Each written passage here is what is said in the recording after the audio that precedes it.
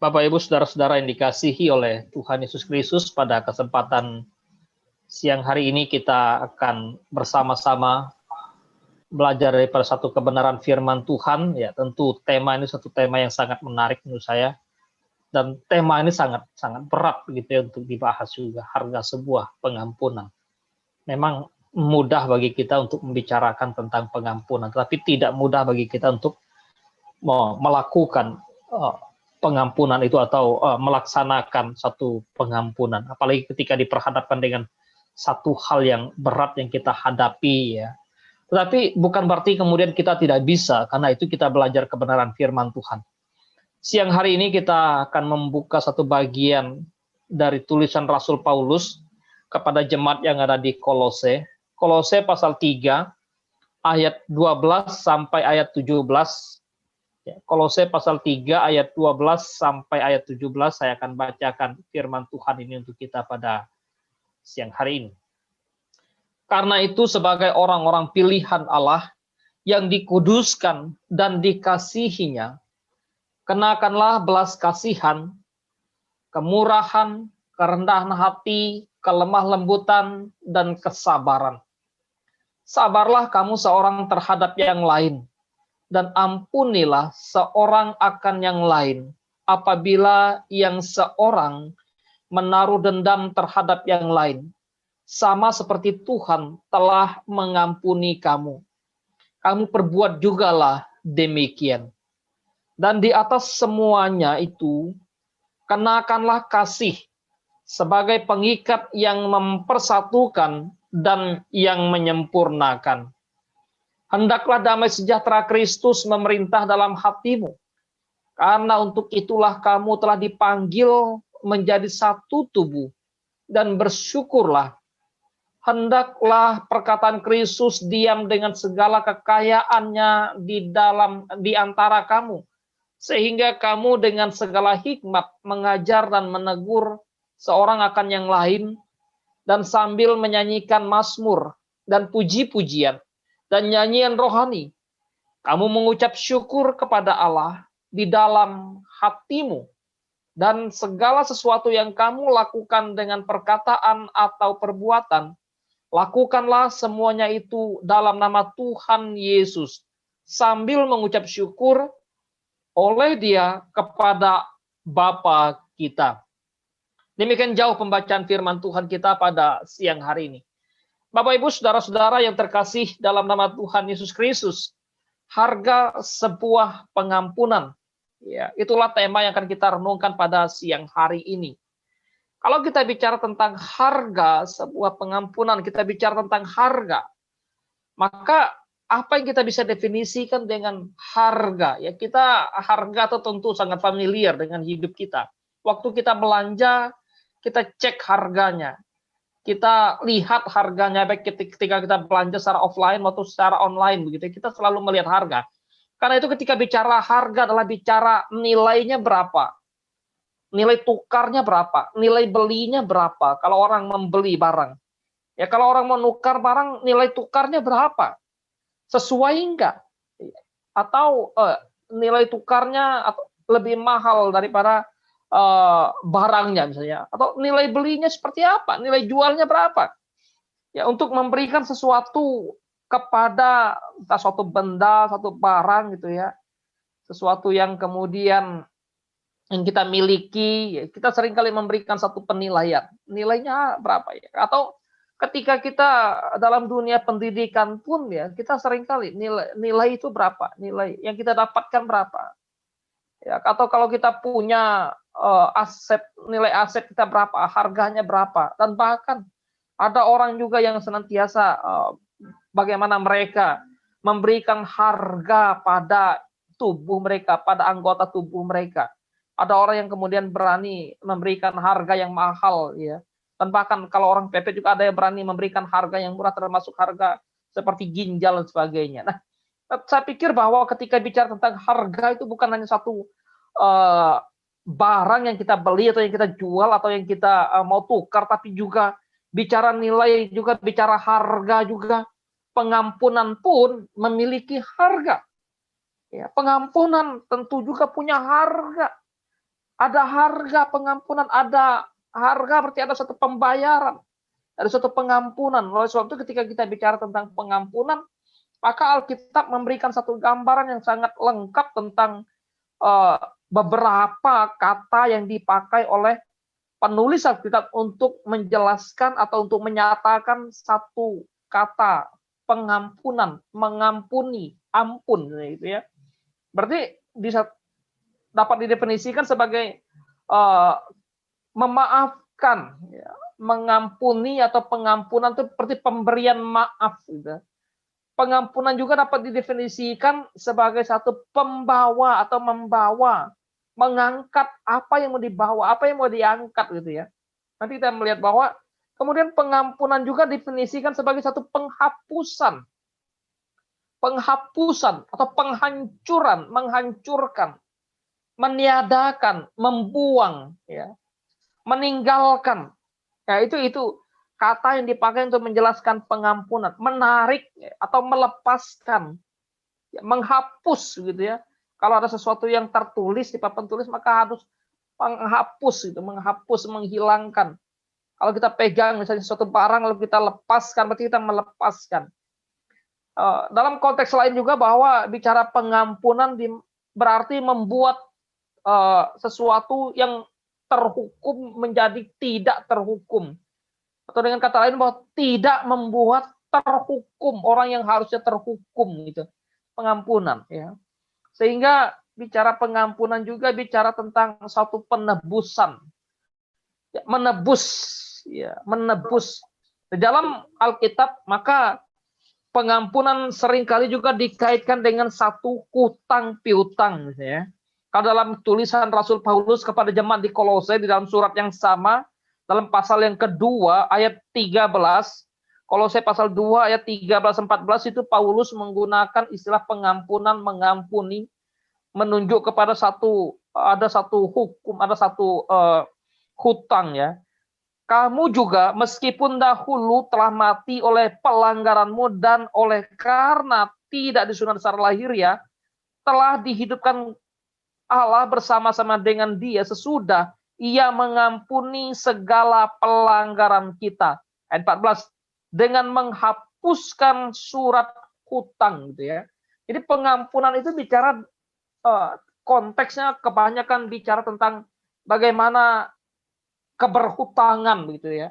Pada dalam kisah di mana Yesus pakai waktu Petrus datang kepada Yesus menanyakan tentang hal mengampuni atau berapa kali mengampuni dalam Injil Matius pasal yang ke-18, maka di sana kita bisa mendapatkan waktu Yesus memberikan jawaban kepada Petrus. Waktu Petrus bertanya berapa kali orang harus mengampuni, apakah 7 kali atau 70 kali, itu ya. Maka Yesus menggambarkan bahwa hal kerajaan surga seperti seorang yang menghapus, yang meniadakan, yang melunasi hutang orang yang tidak mampu melunasi hutangnya.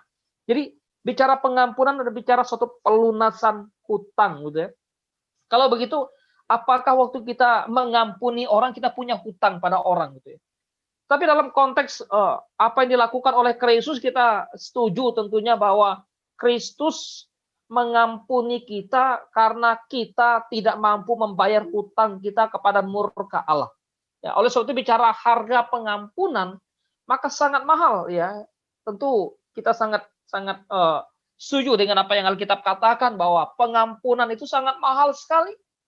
Tidak ada yang mampu membeli pengampunan yang sebetulnya yang Kristus kerjakan bagi kita. Pengampunan itu disebut mahal karena pengampunan itu adalah diri Kristus sendiri yang Dia serahkan, gitu ya. Nyawa, kematian, tetesan darah. Ya, tetapi juga pengampunan yang mahal itu diberikan dengan cuma-cuma kepada orang yang menerimanya. Ya, pengampunan. Ibrani mencatat bahwa tanpa penumpahan darah tidak ada pengampunan. Dengan kata lain bahwa di sini kita melihat betapa mahalnya satu pengampunan, betapa mahalnya satu kesalahan, betapa mahalnya satu pelanggaran.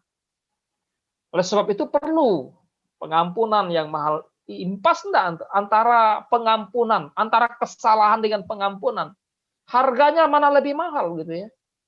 Apakah harganya seimbang gitu? Kalau harganya seimbang, ya bagaimana? Kalau pengampunan lebih kecil misalnya daripada harga suatu kesalahan, maka seperti apa? Cukup nggak untuk mengampuni? Gitu ya? So itu sungguh luar biasa bagaimana karya Kristus yang sempurna, yang begitu indah dan begitu berharga, lebih dari cukup untuk mengampuni segala kesalahan kita. Bapak Ibu Saudara-saudara yang dikasihi oleh Tuhan Yesus Kristus, di dalam tulisan Rasul Paulus, tentu Paulus berbicara tentang hal mengampuni tadi, hal pengampunan di dalam ayat yang ketiga yang sudah kita baca tadi. Ketika pasal yang ketiga ya, ayat yang ke-13, sahabat ya. Apa yang dikatakan oleh Paulus di sana ya. Sabarlah kamu seorang terhadap yang lain, dan ampunilah seorang akan yang lain. Kenapa Paulus memberikan satu perintah? Ketika Paulus bicara tentang kehidupan orang percaya dan pengampunan, relasi antara hidup orang percaya dengan pengampunan adalah, kita sebagai orang percaya tentu tidak hanya menerima pengampunan juga, tetapi harus hidup dalam pengampunan itu. Kita tidak hanya menerima, tapi juga mesti memberi. Ya, kita tidak bisa hanya puas dengan menikmati pengampunan, tetapi juga tidak mau membagi pengampunan itu, pelit dengan pengampunan juga tidak bisa. Ya, tidak hanya diberi, tapi juga mampu memberi, mau memberi, gitu ya. Ada orang yang hanya maunya menerima, tapi tidak mau memberi. Ada orang yang maunya ya dapat, tetapi tidak mau membagi, gitu ya. Ada orangnya ya maunya ya udah, istilah orang sekarang untung tapi tidak mau rugi misalnya kan. Enggak bisa itu kan. Bicara hidup orang percaya dalam konteks memahami pengampunan, bahwa kita tidak hanya dipanggil, Paulus katakan tidak hanya dipanggil untuk masuk dalam pengampunan yang Kristus kerjakan, atau dengan kata lain bahwa Allah tidak hanya memanggil kita untuk masuk dalam satu pengampunan yang Dia kerjakan, yang Dia berikan, tetapi juga kemudian di mana kita menikmati enak di sana, menikmati pengampunan begitu saja. Tetapi juga kita harus sadar bahwa kita juga dipanggil untuk keluar, diperintahkan untuk keluar. Keluar untuk apa? Untuk mengampuni, memberikan satu pengampunan.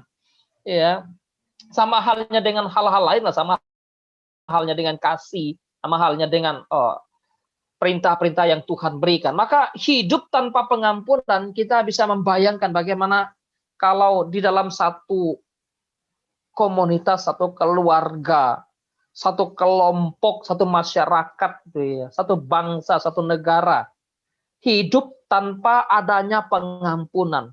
Yang ada hanya amarah, ada pertikaian, ada kebencian, ada kedengkian, menyimpan kesalahan, yang ada hanya hidup dalam kedendaman.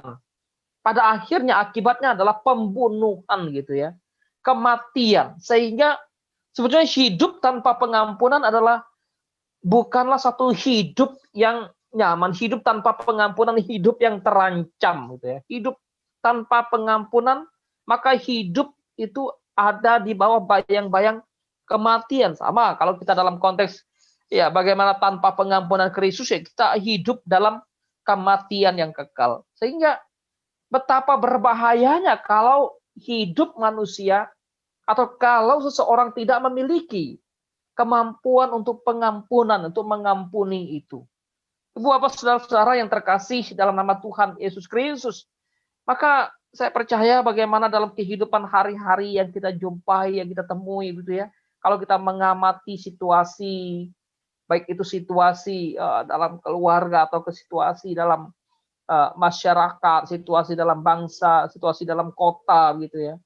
Kalau tidak ada pengampunan, kalau kita nonton berita atau kalau kita mendapatkan postingan bagaimana orang yang tidak memiliki suatu pengampunan, ya, sesuatu yang sangat mengerikan, saudara. Maka Paulus ketika bicara di dalam ayat yang ke-13 tadi, hendaklah kamu saling mengampuni.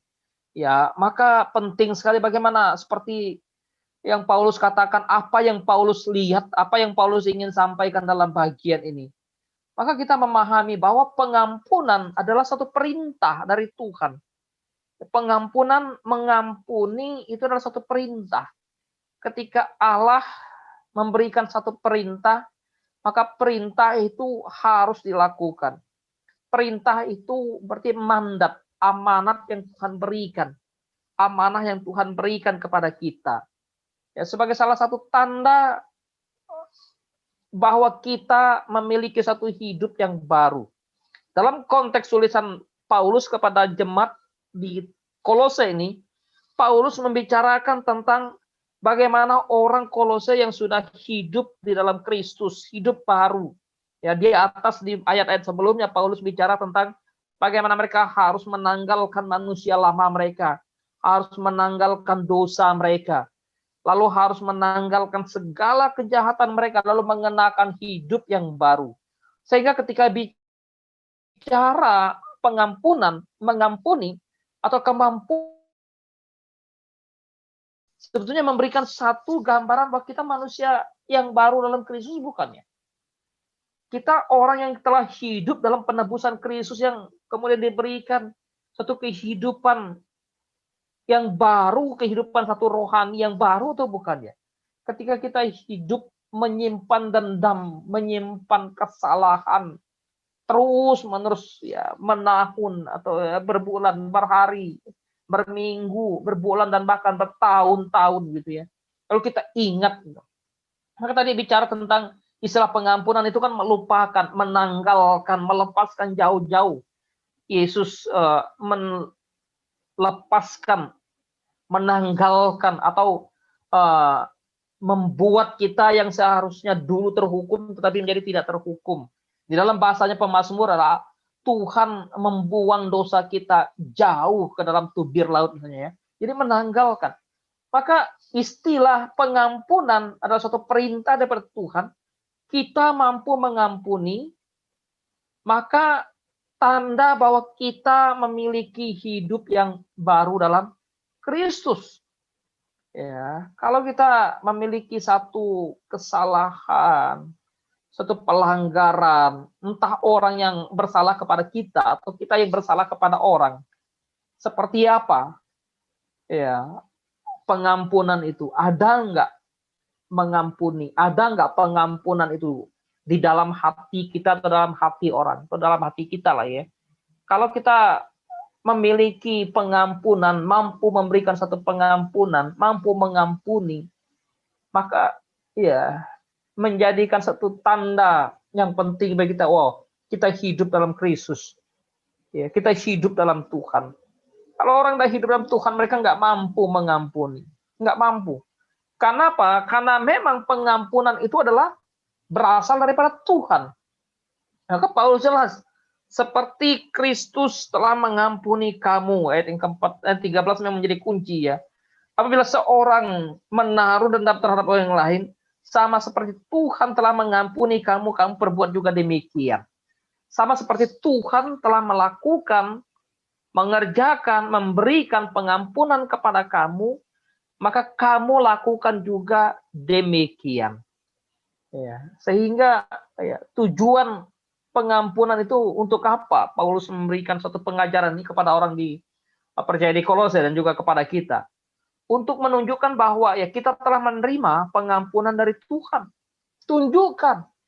Kalau kita betul-betul orang yang sudah diampuni oleh Tuhan, mampu nggak kita menunjukkan pengampunan yang Tuhan berikan kepada kita itu dengan mengampuni orang yang bersalah kepada kita.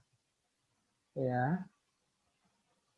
Kalau kita sudah menerima pengampunan dari Tuhan, kalau kita berkata bahwa Tuhan sudah mengampuni dosaku, Tuhan sudah mengampuni pelanggaranku, maka ketika orang berhutang salah terhadap aku, apakah aku mampu mengampuni orang tersebut? Nah, disitulah gambaran penting bagaimana kita hidup sebagai orang percaya. Maka di dalam tulisan Injil Matius ya, seperti saya katakan, Matius pasal yang ke-18, di situ sesuatu yang sangat indah. Waktu seorang yang sudah ditebus, yang sudah dibebaskan dari hutangnya oleh seorang raja gitu ya. Raja itu sudah membebaskan seorang yang berhutang kepada raja karena orang tersebut tidak mampu membayar hutangnya.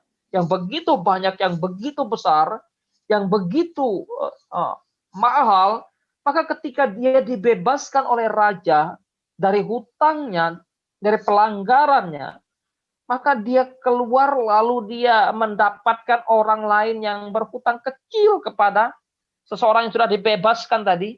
Orang yang sudah dibebaskan oleh raja dari utang piutangnya, lalu dia menindas, lalu dia menganiaya. Dia tidak memberikan suatu pengampunan kepada orang yang berhutang kecil itu.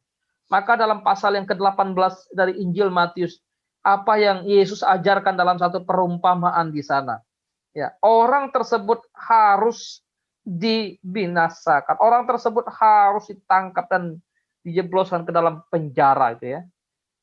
Nah, saudara-saudara yang dikasih oleh Tuhan, maka sebesar apa pengampunan yang Kristus sudah berikan kepada kita tentu sangat besar. Karena itu, kebesaran pengampunan yang Kristus sudah berikan kepada kita, ya mampu menjadikan kita untuk bisa mengampuni orang yang bersalah kepada kita. Apakah kesalahan orang kepada kita itu sebesar kesalahan kita kepada Kristus? Kan tentu tidak. Ya.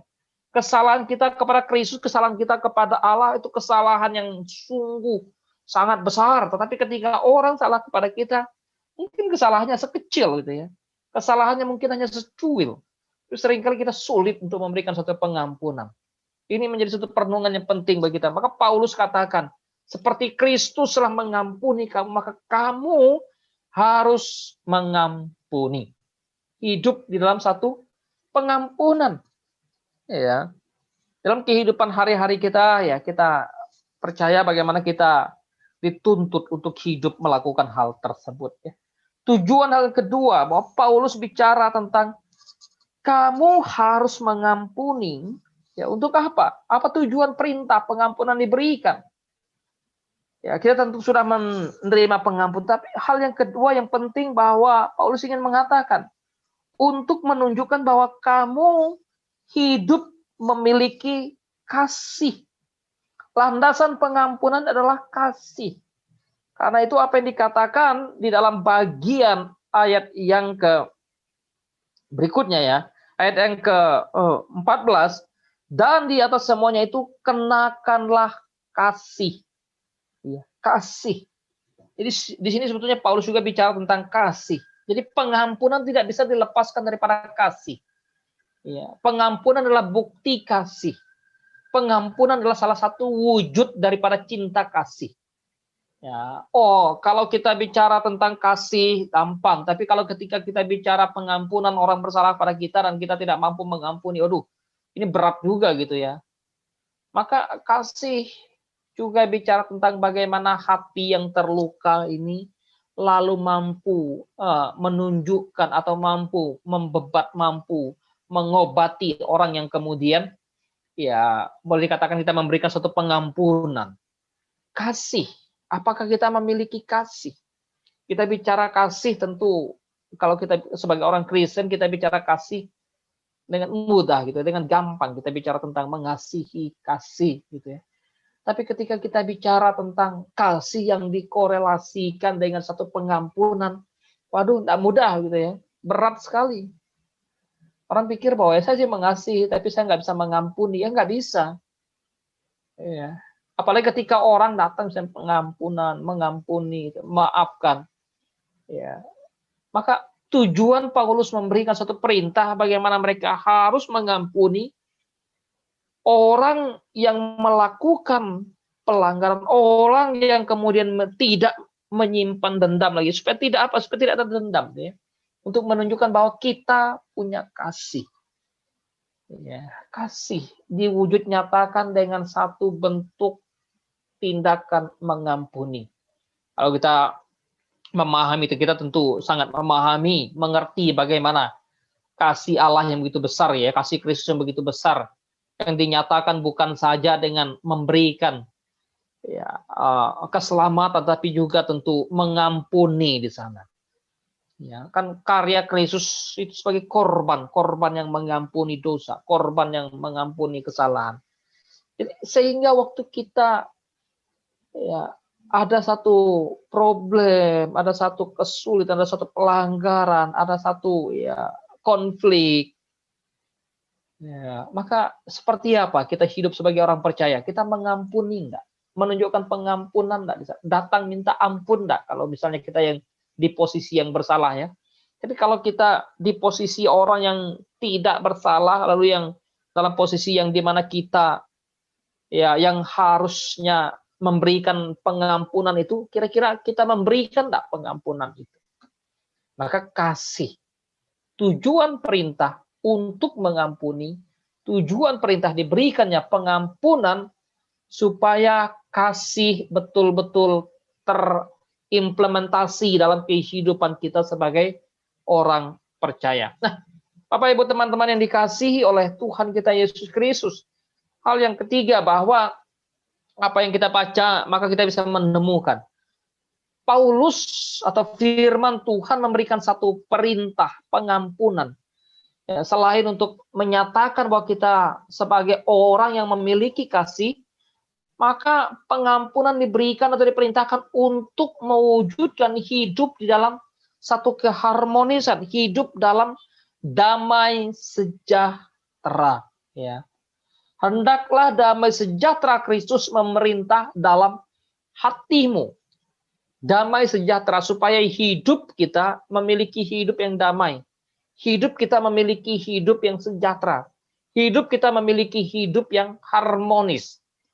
Ya, kalau orang tidak memiliki suatu pengampunan, maka bagaimana hidup yang harmonis itu sesuatu yang sangat jauh dari impian, sesuatu yang sangat jauh diharapkan. Sesuatu yang sangat jauh dari apa yang bisa dicapai. Kalau tidak ada pengampunan, ya. Kalau tidak ada pengampunan, maka yang ada hanya pertikaian, yang ada hanya kebencian, yang ada hanya kepahitan, yang ada hanya tumpukan dendam, tumpukan amarah, tumpukan kesalahan. Maka ya bagaimana hidup bisa harmonis, hidup bisa damai seorang dengan yang lain. Nggak usah jauh-jauh misalnya dalam hidup orang keluarga, anak dengan orang tua, suami istri misalnya, teman gitu. Kalau ada kesalahan dan tidak saling mengampuni, tidak ada pengampunan di sana, tidak ada saling maafan, maka gimana hidup bisa harmonis gitu? Bagaimana hidup bisa damai? Yang ada mungkin hidup akan ya main kucing-kucingan gitu ya. Hidup hati itu nggak tenang, hati nggak sejahtera, hati nggak damai.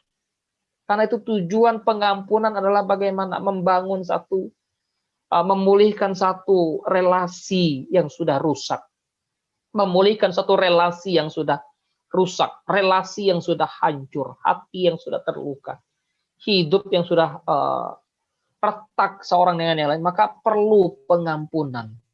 Ya, pengampunan diperlukan untuk rekonsiliasi, untuk satu pendamaian, hidup yang harmonis.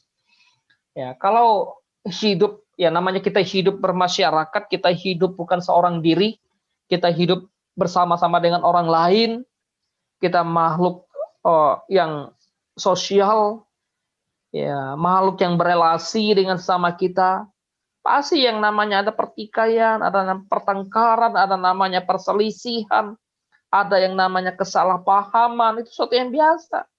Tapi ada pengampunan, ya. Ada permohonan maaf pada sana, ada ya, kerinduan untuk melepaskan hal-hal yang buruk tadi, hal-hal yang jahat. Maka hidup kembali menjadi damai, hidup kembali menjadi harmonis. Nah, itulah yang digambarkan oleh Rasul Paulus. Kenapa? Supaya orang percaya betul-betul bahwa hidup damai seorang akan yang lain, damai sejahtera Kristus memerintah dalam hatimu. Kalau kamu saling mengampuni, kamu saling hidup, memaafkan. Paulus sangat memahami lah pergumulan hidup jemaat. Bukan saja jemaat di Kolose, tapi juga jemaat di berbagai tempat. Karena dia tahu bahwa hidup jemaat itu hidup yang majemuk. Dari latar belakang yang berbeda-beda. Ya, dari cara pandang, memiliki cara pandang yang bermacam-macam. Mereka memiliki status sosial, status ekonomi, latar belakang pendidikan, pembentukan keluarga yang beda. Ya, karena itu seperti apa supaya mereka hidup dalam damai, hidup dalam sejahtera, hidup tetap harmonis. Perlu ada pengampunan. Kalau salah, ya minta maaf, minta ampun. Demikian juga sebaliknya, orang yang kepadanya kita bersalah mestinya memberikan pengampunan itu, memberikan maaf itu, memberikan ya satu boleh dikatakan satu penebusan, pembayaran gitu ya.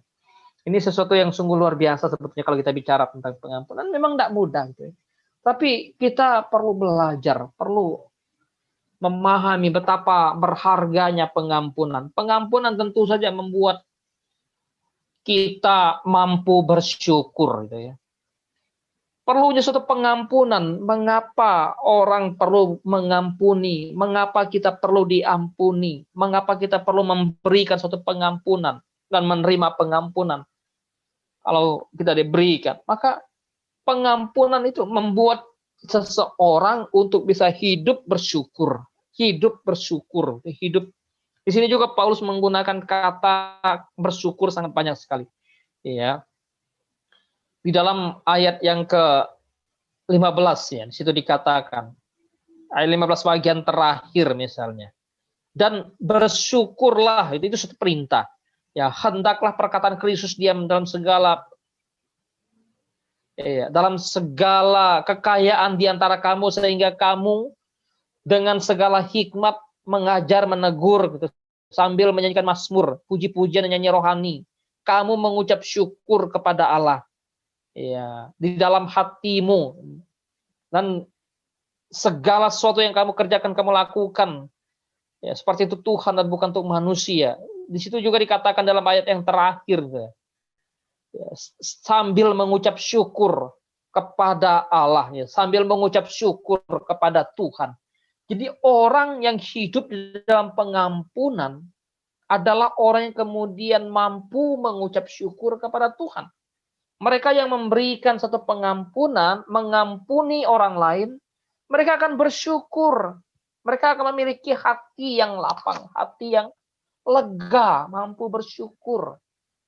Tapi sebaliknya juga mereka yang kemudian yang bersalah, lalu datang minta ampun, lalu diampuni, mereka juga memiliki hati yang mampu bersyukur. Ya. Bayangkan kalau orang kemudian tidak memiliki hati yang bersyukur ya. Yang ada hanya sungut, yang ada hanya bantah, yang ada hanya ya segala kejahatan, segala tipu daya muslihat gitu ya. Tetapi perlunya pengampunan membuat hidup, kalau orang hidup bersyukur itu seperti apa? Bagaimana sih? Apa yang dialami orang yang hidup bersyukur? Apa yang dirasakan mereka?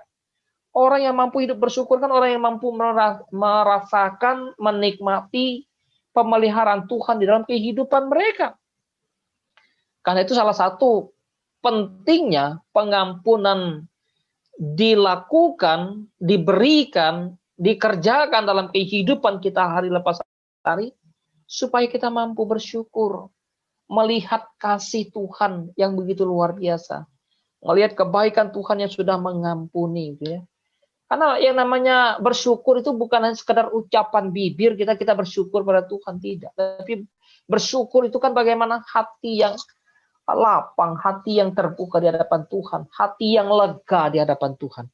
Oleh sebab itu disinilah Paulus mengajarkan kepada kita, ya pentingnya kita memiliki satu sikap pengampunan, saling mengampuni. Ampunlah orang lain dan minta ampunlah kepada orang lain. Ya. Tentu saja pengampunan itu bukan hanya dalam konteks antara manusia dengan manusia yang akan menjadi indah, tapi juga manusia dengan Tuhan akan menjadi indah. Sehingga di dalam doa Bapa kami, Yesus mengajarkan ya, ampunilah kami kesalahan kami seperti kami juga mengampuni orang yang bersalah kepada kami. Ya, walaupun terlihat bahwa syarat yang sepertinya bahwa Allah akan mengampuni kita kalau kita mengampuni orang lain. Apakah iya? Tapi kan kita lebih dahulu menerima pengampunan dari Allah sehingga kita bisa mengampuni orang lain gitu ya. Sehingga pengampunan yang Allah berikan itu menjadi satu uh, modal yang besar bagi kita untuk bisa mengampuni orang lain. Relasi kita menjadi indah, ya. Hubungan kita dengan Tuhan menjadi indah. Karena itu Paulus juga katakan melakukan segala sesuatu seperti untuk Tuhan dan bukan untuk manusia. Bernyanyi, bermazmur.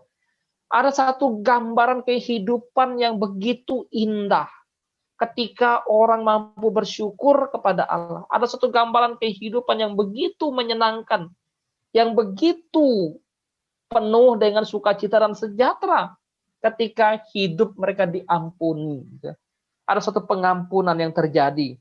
Mazmur menuliskan ya, siapa yang paling berharga? Ya, siapa yang paling berbahagia dalam hidup mereka? Ya, mereka yang diampuni kesalahan mereka. Mereka yang diampuni pelanggaran mereka. Mereka yang ditutupi dosa mereka. Ditutupi bukan berarti disembunyikan di mana kerjasama. Tidak. Ditutupi berarti bahwa dibuang, ditanggalkan, dilepaskan dosanya. Gitu ya. So itu di dalam konsep atau pengampunan, maka ketika saya salah kepada seseorang, sebetulnya saya sedang berhutang kepada orang yang kepadanya saya bersalah. Saya harus datang kepada orang yang kepadanya saya bersalah. Kalau tidak, misalnya kan gimana? Hutang saya siapa yang mau? Supaya apa? Supaya ada suatu pengampunan yang diberikan, yang dikerjakan, yang dilakukan. Ya. Kalau orang nggak datang, gimana ya? Kalau orang nggak minta ampun, gimana? Apakah kita harus mengampuni? Maka pengampunan itu ya kita melepaskan, kita melapangkan dada, merelakan dia, gitu ya. Walaupun aduh dia nggak datang minta ampun ya, karena kalau kita mau kaji lebih dalam kepada akar pengampunan itu, bahwa Kristus mengampuni kita bukan ketika kita udah minta kepada Bapa di surga, oh berikanlah kepada kami anak tunggalmu supaya dia datang mengampuni dosa, tidak. Tapi kan ini inisiatif dari Tuhan. Iya. Besok itu ada orang yang dalam kehidupan hari-hari barangkali tidak secara dewasa, maka sebetulnya kita yang dewasa, maka di sini Paulus katakan menasehati, mengajar supaya bisa gitu ya. Ingatkan, kamu udah salah gitu ya. Kamu datang loh minta ampun, kamu datang loh minta maaf gitu ya. Kadang kan orang cuek, ada yang cuek gitu ya. Disinilah sebetulnya kita diajarkan mengingatkan seorang akan yang lain.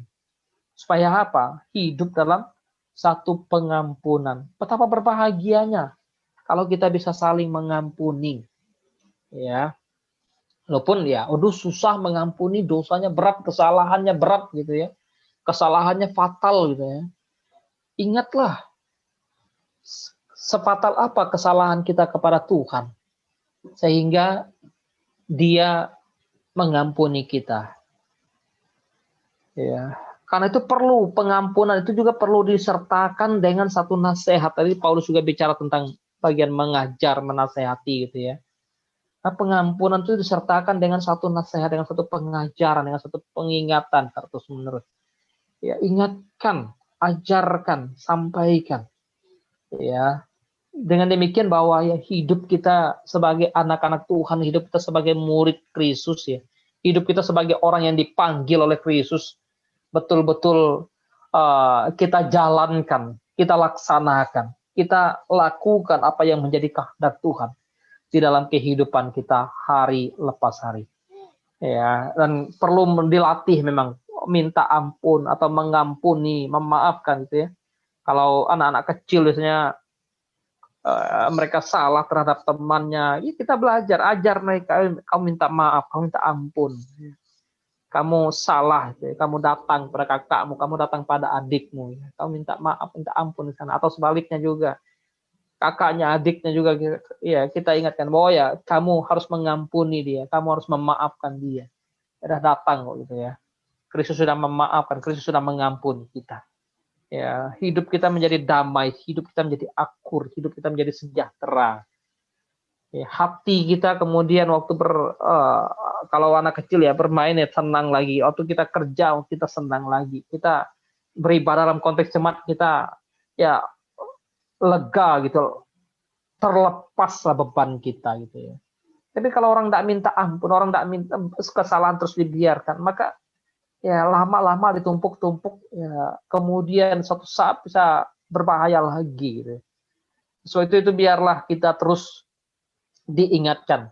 Oleh sebab itu kenapa kita juga datang beribadah, kalau kita beribadah kita minta ampun atas dosa terus itu. Padahal Tuhan sudah mengampuni kita satu kali untuk selamanya. Ya, sempurna lagi. Tapi dalam doa kita hari lepas hari, ya, doa pagi, siang, malam, hari Minggu kita juga minta ampun bukan sama Tuhan. Karena kita tahu bahwa Tuhan sudah mengampuni kita. Tapi kita mesti tetap minta ampun sama Tuhan ya. Biarlah Tuhan menolong kita, memberkati kita. Hiduplah dalam satu pengampunan karena Tuhan sudah mengampuni kita. Mari kita tundukkan kepala, kita berdoa kepada Tuhan.